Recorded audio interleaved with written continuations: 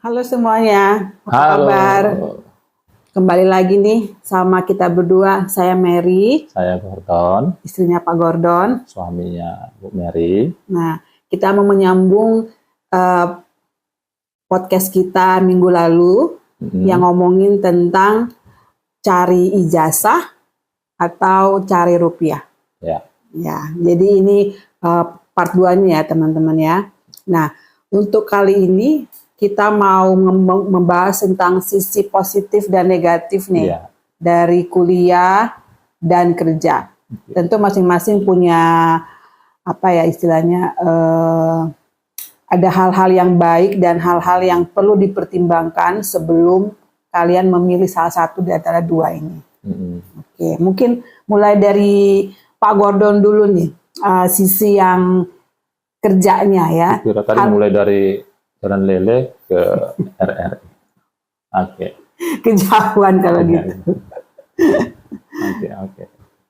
Apa ini yang mau dibahas tadi? Lah, kok lagi? Iya. Saya udah opening Bapak tadi. Iya, sisi positif dari dunia kerja. Iya. Mungkin satu poin yang kira-kira perlu dipertimbangkan kalau teman-teman pengen nih kerja dulu, apa ya hal yang paling bagus dari memilih pekerjaan lebih dahulu. Ya, sebelumnya mohon maaf suara saya agak seksi ya, agak serak-serak bahasa begitu karena harus Serasa becek. Iya, harus nonton bareng ya di RRI. Nanti ditunggu ya videonya ada tuh nanti. Ya, karena menang juga tuh Portugal jagoan. Ya, dari poin sisi positif dunia kerja itu banyak.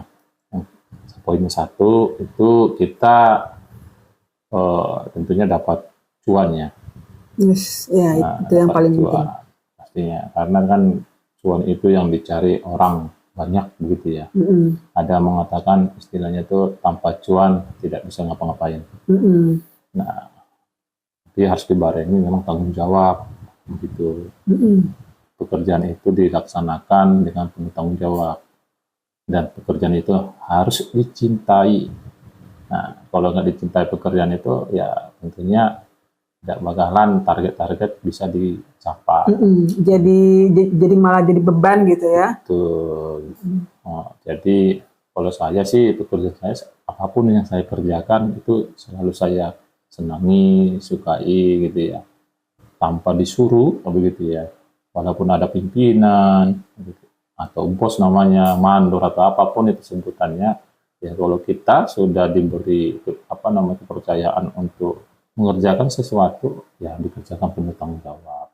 Negatifnya tadi kalau kita terpengaruh dengan orang-orang yang malas bekerja. Kan begitu. Nah, kadang-kadang kita nih rajin nih bekerja. Ada teman tidak rajin, tapi sama-sama dapat gaji begitu ya. Nah, masa sih gajinya sama tapi pekerjaannya ada yang rajin, ada yang tidak rajin, sama-sama dapat gaji yang sama. Kan begitu negatif. Itu Bu Mary. Itu dari pekerjaan. Ya, dari sisi pekerjaan hal yang positif dan negatif. Nah, kalau dari sisi kuliah, hal positifnya tentu yang pertama adalah kita dapat titel. Kita dapat satu istilahnya penghargaan ya di dalam hidup kita bahwa kita berhasil memperoleh satu gelar ya pencapaian dalam bidang studi. Nah, ini tentu hal positif yang bukan saja membanggakan untuk diri kita pribadi ya, tapi untuk orang-orang sekitar kita, terutama untuk keluarga. Ya, itu yang bisa kita banggakan.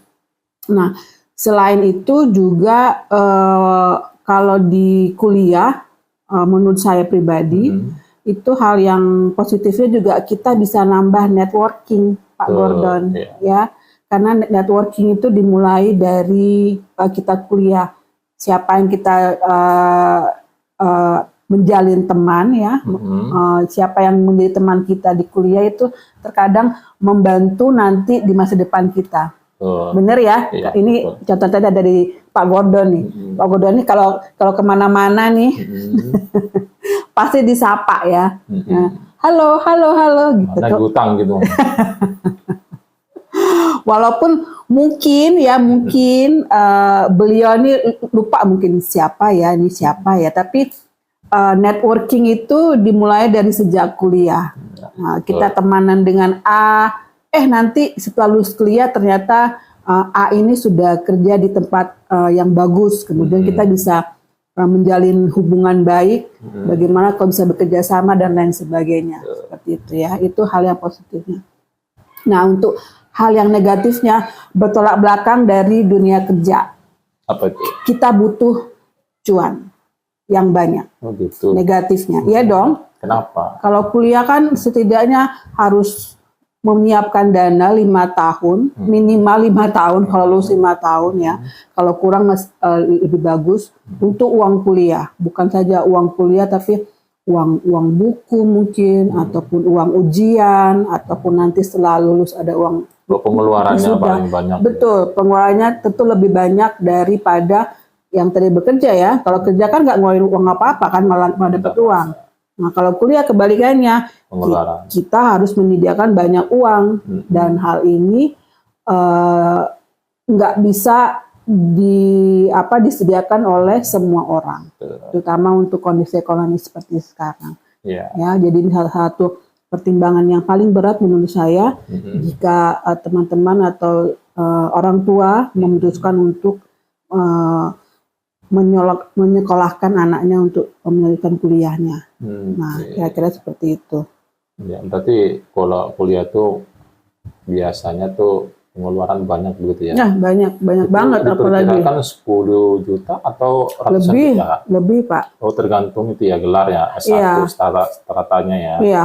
S1 mungkin sampai 100-an ya? Iya, tergantung juga. Kalau misalnya syukur-syukur anaknya dapat beasiswa seperti Bapak dulu kan, dapat universitas negeri yang biaya kuliahnya lebih murah. Terbantu gitu ya? Iya, kalau tidak mampu untuk masuk negeri, otomatis harus swasta. Swasta itu mahal sekali. Kalau Ibu Mary kemarin S1 ya? S1. S1 berapa pengeluaran kalau diperkirakan kira-kira saja? Saya nggak tahu. Saya nggak tahu. S2 pasti beda lagi ya? S2 lebih beda lagi. Iya. Kalau saya bisa saya hitung. Waktu itu nggak apa-apa ya saya tambahin ya Bu Mary ya? Boleh. Oke. Ya, kalau saya sih, saya hitung itu saya SPP sekian, terus saya dapat beasiswa itu ya kurang lebih hanya 5 juta pengeluaran saya. Wah. Iya. Untuk 5 tahun kuliah. 5 tahun. Waduh, tangan dulu dong. Hebat banget. Karena itu. Beasiswa itu sangat membantu. Yes, mantap. Membantu. Mantap banget. Kalau diperkirakan itu ya memang hampir 100-an lah ya. Tapi kalau di total itu 5 juta. Wah, ya. Itu sih tambahannya. Iya. Jadi kita bisa simpulkan nih Pak Gordon. Jadi kalau misalnya kita bingung mau cari rupiah dulu atau cari ijazah dulu, kira-kira jalan tengah ini kalau saya berdasarkan perbincangan kita ini, jalan tengah mungkin diambil seperti contoh nyata dari Pak Gordon. Betul. Kuliah sambil kerja atau kerja sambil kuliah. Itu bisa. Itu jalan tengahnya paling baik ya. Betul. Jadi ketika teman-teman sudah, misalnya teman-teman memilih untuk kerja dulu, oke, ngumpulin duit dulu nih, udah cukup duitnya, mulai aja dulu, langsung mulai kuliah, ya. Ataupun kalau teman-teman memilih kuliah dulu, oke, kuliah dulu, dengan ilmu yang teman-teman dapat, bisa nih mulai kuliah mungkin part time dulu, ya, freelance dulu, hal-hal yang kecil dulu sesuai dengan bidang ilmu teman-teman, ya. Oke, jadi itu kesimpulan untuk podcast kita kali ini. Dan ya mudah-mudahan teman-teman terbantu.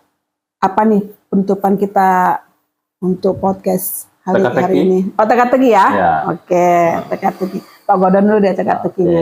Teka-tekinya. Langsung itu ya, agak-agak nggak nyambung ya. Ya, nggak apa-apa. Dari podcast teka-teki ya gitu. Ya, memang ending itu memang harus seperti itu.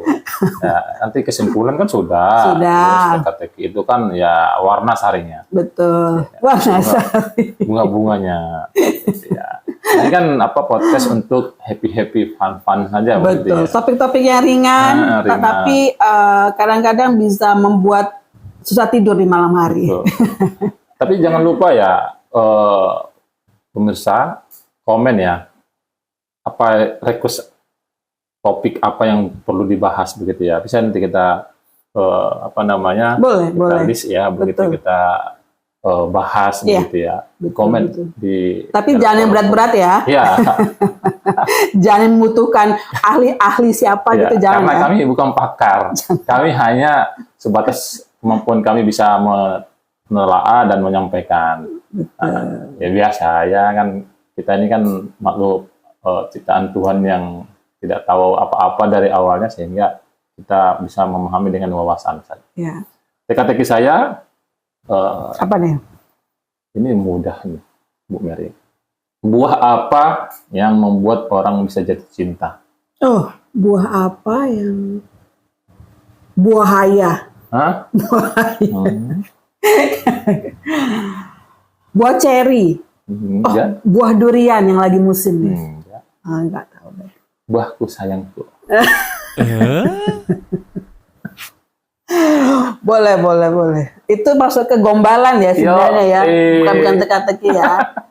Oke, kalau dari saya karena Pak Gordon suka sambal, saya mau kasih teka-teki sambal. Sambal apa yang tidak pedas? Sambal apa yang tidak sambalado? Enggak, salah. Sambal apa yang tidak pedas? Sambal menyelam minum air. Oh, itu bukan Bu Mary. Itu mah menyelam tuh. Oke. Lucu. Iya, jadi sebagai terakhir nih. Saya mau nitip salam ya. Salam untuk Kak Dita. Saya tadi baru dapat WA dari info ya. Dari Jakarta kalau Kak Dita lagi sakit katanya. Lagi sakit di rumah sakit, demam katanya karena bakteri masih di opname. Selalu ya Kak Dita, jadi, semangat. Kak Dita, semoga cepat sembuh. Karena bentar lagi mau ulang tahun dia. Oke, nanti saya belikan kado ya. Jadi semoga cepat sembuh, sehat-sehat. Nanti semoga pas ulang tahunnya sudah sembuh dan bisa senang-senang. Ya, juga salam untuk senior kita nih. Oke, Danis di YouTube. Bang Danis. Untuk Bang Danis ya. Salam-salam untuk Bang Danis. Bang Danis juga semoga semakin banyak videonya nanti biar kita like semuanya. Bang Cio. Ada Sky. Jadi korban Bang Danis untuk jadi aktor, YouTubers. Betul. Salam semua ya, Among, ya Mama. Among Cio juga yang baru kerja nih, tempat baru, betul. Ya tetap semangat. Semoga beradaptasi. Betul. Terus nih memberi yang terbaik lah ya. Betul. Semoga betah dengan pekerjaan yang baru. Mama Cio, tetap semangat ya untuk Ini semua di absen ya. nanti kan tangguh. Oh iya. Mamanya masak si papanya aja. Mamanya nanti nggak mau nonton podcast kita. Ya, Mama Cio ya, semangat ya, dan Opung. Semua satu sisi lagi. Ya, sehat-sehat selalu, Opung. Dadah. Oke, dadah semua ya, terima kasih.